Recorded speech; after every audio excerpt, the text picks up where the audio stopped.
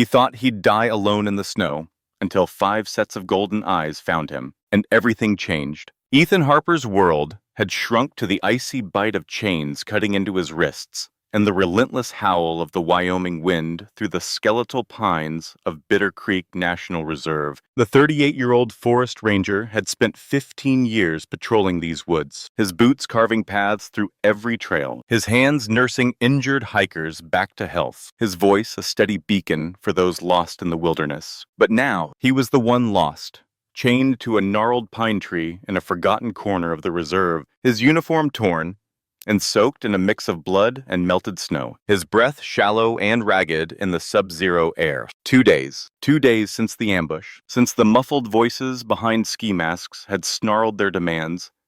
Access to the reserve for illegal hunting, logging, whatever dirty money could buy. Ethan had refused, his voice steady despite the guns pointed at his chest. So they made an example of him, leaving him to freeze, to disappear without a trace in the dead of winter. The cold had seeped into his bones, numbing his fingers until he couldn't feel them anymore. Blood trickled from a gash on his temple, the crimson freezing in streaks down his frostbitten cheek. His wrists, bound tightly behind him, were raw, the skin split open from hours of struggling against the heavy chains that locked him to the tree. His chest ached with every shallow breath, the weight of the chains pressing against his bruised ribs. Ethan's vision blurred, the world fading in and out as he fought to stay conscious. He'd seen the signs of hypothermia in others: confusion, lethargy, the creeping urge to sleep.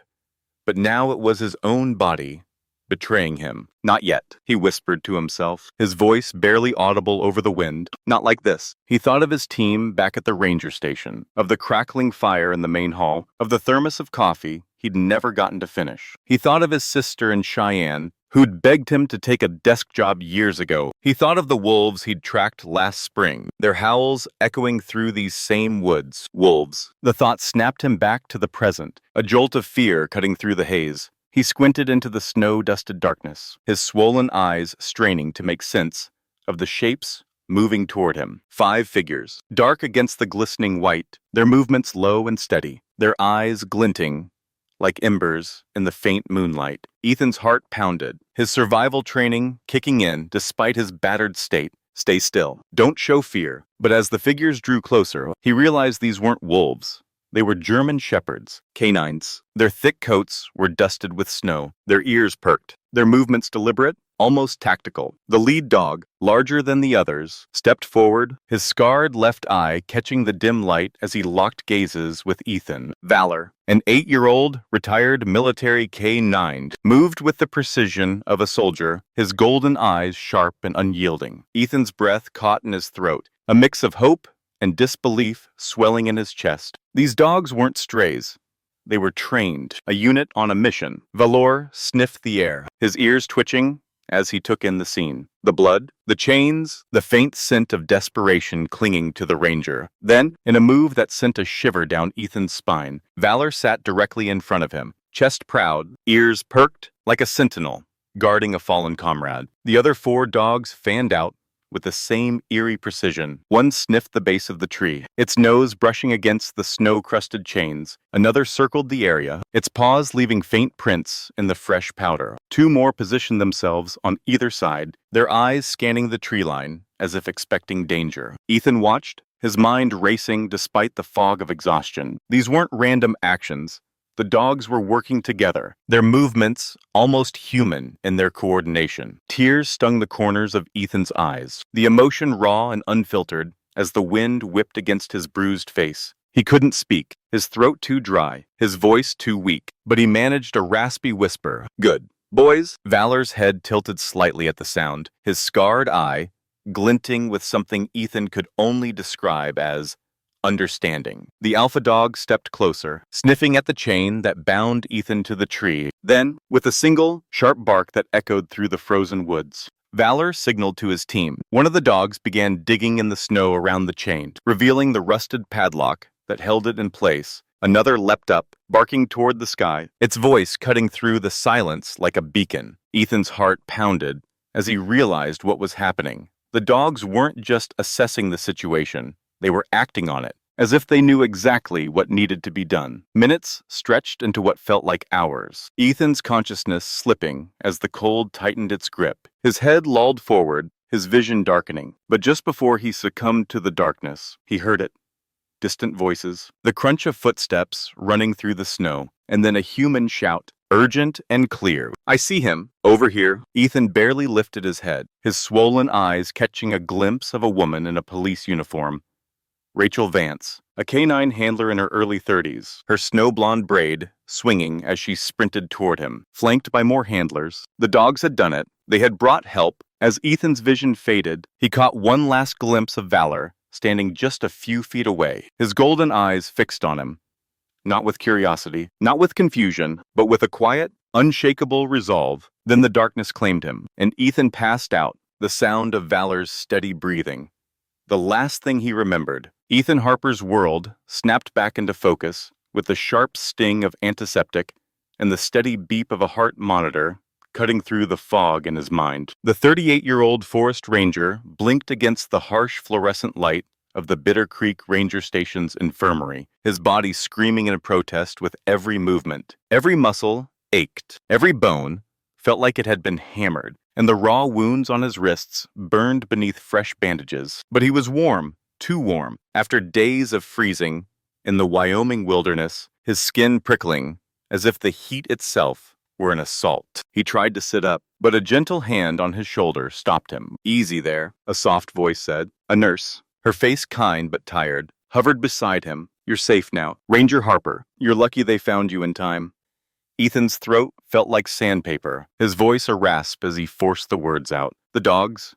Where are the dogs?" His hazel eyes, still bloodshot from the ordeal, searched the room with a desperate edge. He needed to know they were real, that the 5 German shepherds who had appeared like ghosts in the snow hadn't been a hypothermia-fueled hallucination. The nurse smiled, her expression softening as she adjusted the IV drip in his arm. "They're outside. The K9 unit that found you.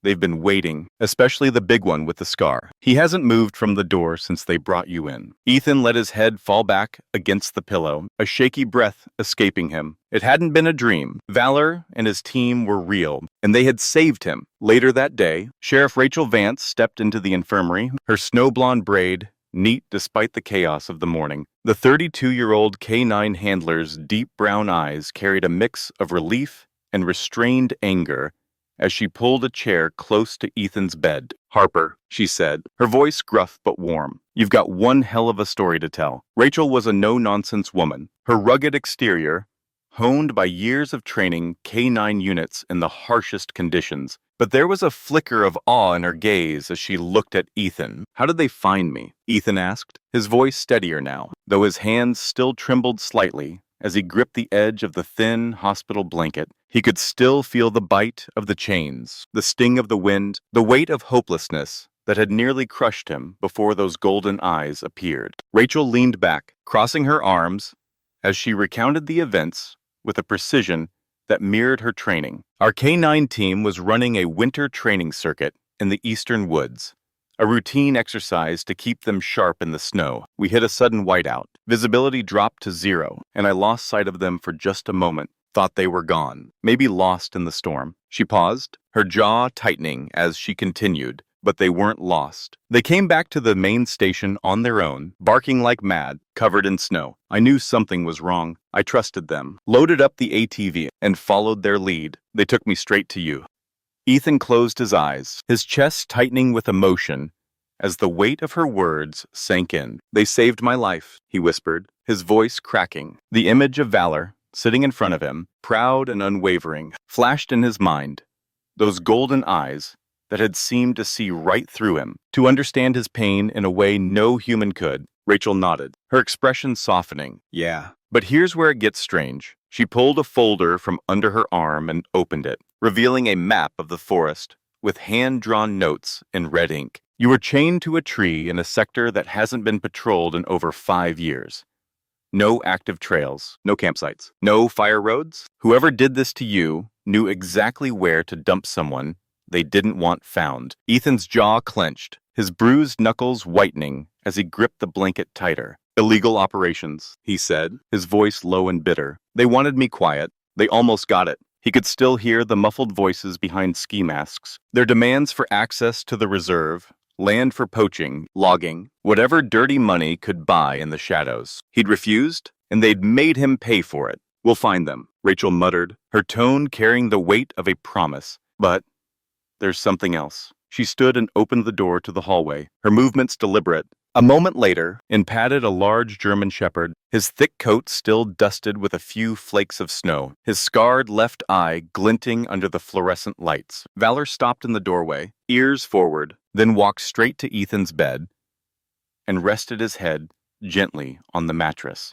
his golden eyes fixed on the ranger with an intensity that made Ethan's breath catch. "Meet Valor," Rachel said, her voice softening with a rare warmth. 8 years old, decorated military K-9, retired from service after his handler was killed overseas. Since then, he's had trouble adjusting, doesn't bond, doesn't trust, but for some reason, he chose you. Ethan reached out, his hand trembling as he touched Valor's thick neck. The dog closed his eyes and leaned into the touch, a soft rumble of contentment vibrating through his chest. Ethan felt tears prick at the corners of his eyes, the emotion raw and unfiltered. "You saved me," he whispered, his voice thick. "You chose me." He looked up at Rachel, his gaze searching. "Why me?" Rachel's expression softened further, her voice tinged with awe. "Valor's never acted like this before.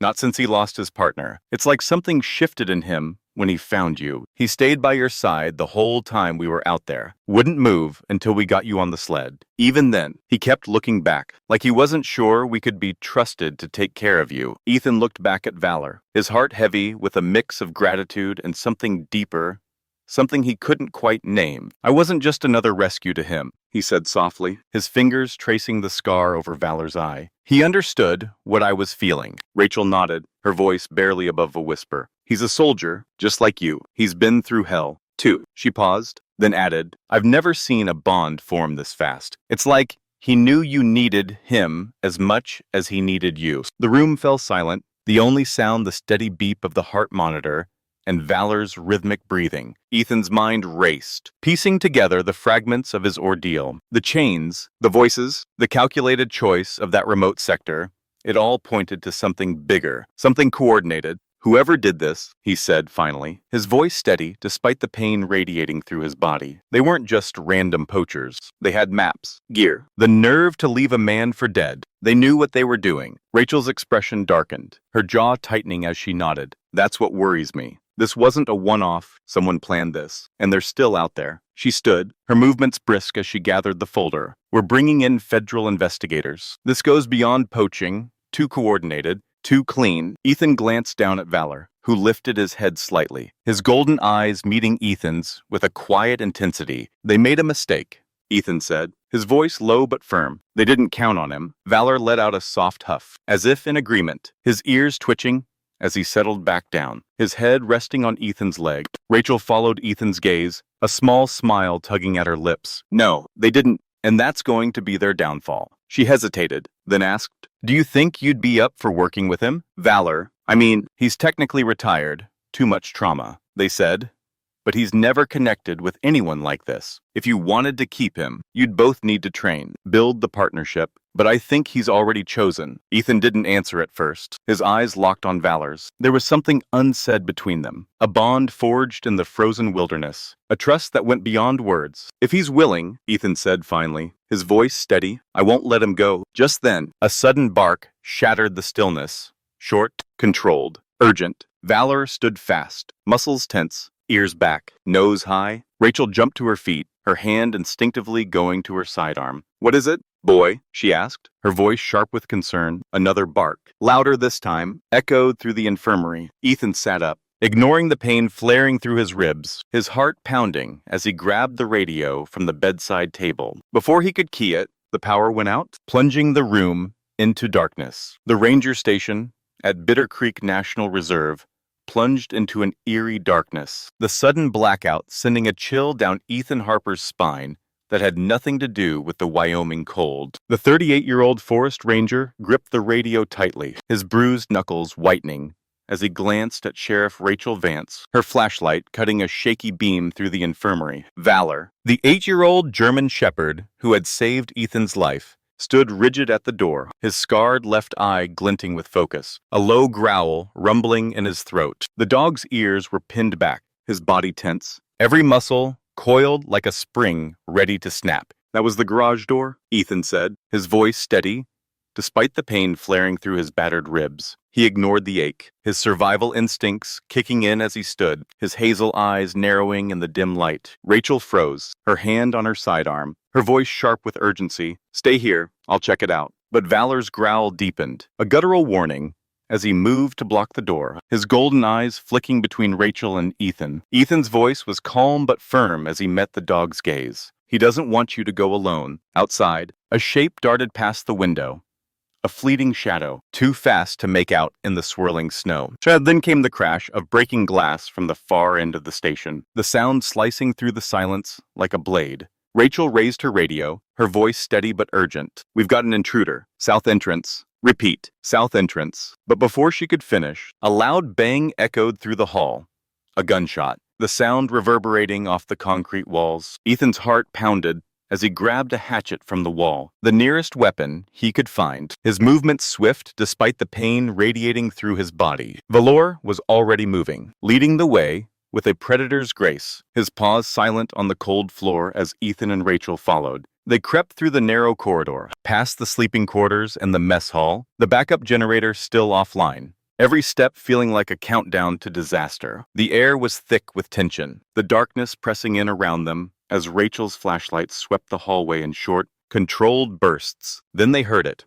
A low, deliberate breath, not their own, coming from behind the door to the generator room. Ethan raised a hand to signal silence, his pulse thundering in his ears. Valor's ears twitched, his body stiffening as he locked onto the sound, his growl a quiet warning. Ethan leaned close to Rachel, his voice a whisper. "We open that door, we don't know what's waiting. You ready?" Rachel nodded, her finger tightening on the trigger of her sidearm. Ethan took a deep breath, his grip on the hatchet steady, and kicked the door open. The generator room appeared empty at first, the flashlight beam revealing scattered tools, a broken chair, an overturned oil can. But then a glint of steel caught the light.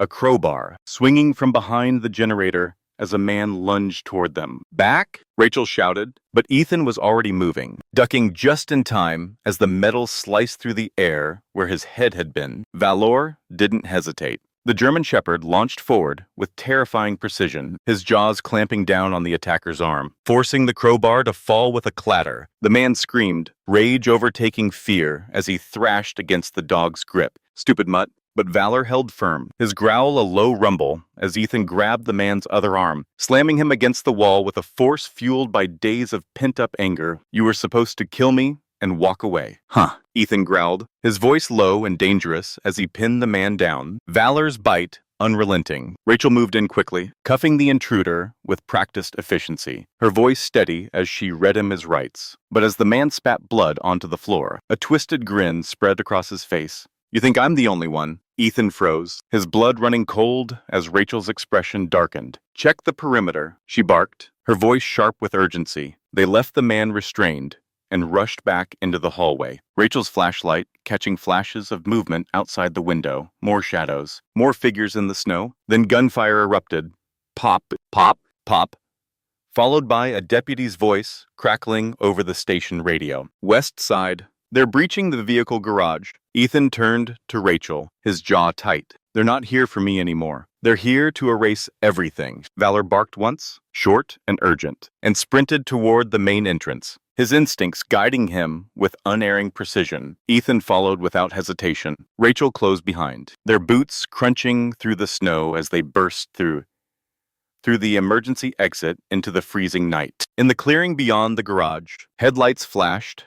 One of the intruders had hot-wired a snowmobile, its engine revving wildly as he prepared to escape. "They're heading for the North Ridge," Rachel shouted over the wind. "If they get into those woods, we'll never find them." Ethan looked at Valor, his voice steady despite the chaos. "Can you stop them?" As if answering, Valor took off, his paws barely touching the ground as he vanished into the snowy darkness, a black and tan blur against the white. Ethan and Rachel scrambled after him, the wind howling through the trees as they reached the garage. The first intruder was already on the snowmobile, but just as he turned to speed off, Valor collided with him mid-chest, 100 pounds of trained muscle, sending the man crashing into a snowdrift with a scream. The second figure raised a weapon, but Ethan was faster. He hurled the hatchet, the handle striking the gunman's hand and sending the weapon flying into the snow. Rachel tackled him moments later, her movements swift and precise as she cuffed him. Deputies arrived seconds later, securing the scene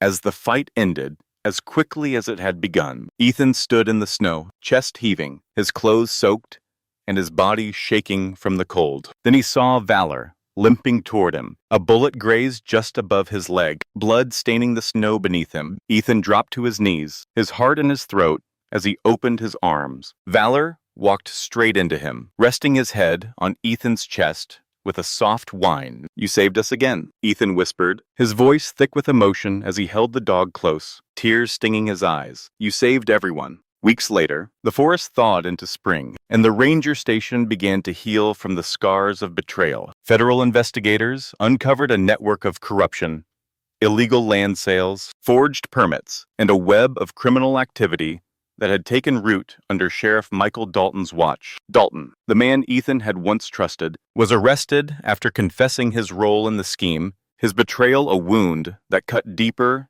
than the chains that had bound Ethan to that tree. But from the ashes of that betrayal, a new unit was formed.